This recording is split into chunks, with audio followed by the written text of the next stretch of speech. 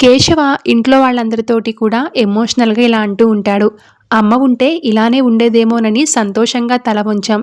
అమ్మ ఆయుష్షు తీరి వెళ్ళిపోతే ఇప్పుడు తిను అతిథిలాగా వచ్చి అతిథిలానే వెళ్ళిపోతానంటుంది. ఈ మాత్రం దానికి ఎందుకు పెళ్లి చేసుకున్నావు?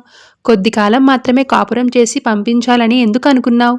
ఇది తప్పు కాదా? నేరం కాదా? పాపం కాదా? తన తరపున అడగడానికి ఎవరూ లేరనుకున్నావా? కొడుకుగానో మరిదిగానో తోడబుట్టిన వాడిగానో అడగడానికి నేనున్నాన్రా అంటూ చక్రి కాలర పట్టుకుని కేశవ నిలదీస్తాడు.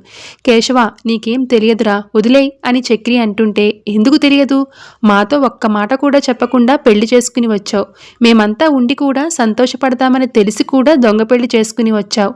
అయినా మేమంతా నిన్ను ఏం అనకుండా ఒప్పుకున్నాం. ఘనంగా ఫంక్షన్ చేశాం.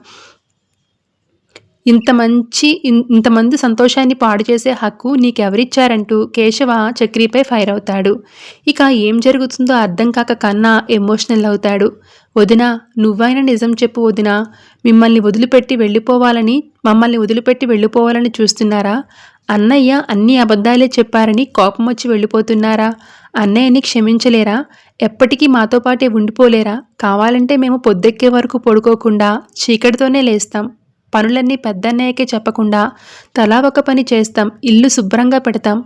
మా నాన్న ఇంటి బయట మందు తాగకుండా చూసుకుంటాం. మా కోసమైనా ఉండిపో వదినా, ప్లీజ్ వదినా అంటూ ఏడుస్తూ ఉంటాడు.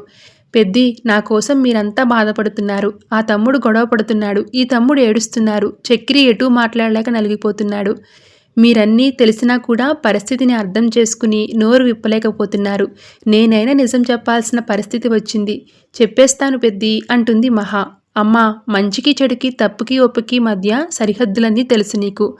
ఒక ఆడపిల్ల మనస్సు ఎలా ఉంటుందో మాకు తెలియదు. నేను దేవతలాగా, అమ్మలాగా, వదినలాగా చూడడంలో తప్పులేదు. కానీ వీడి భార్యలా చూడడం వల్ల నీకు ఎంత ఇబ్బంది కలుగుతుందో మాత్రం అర్థం చేసుకోగలను.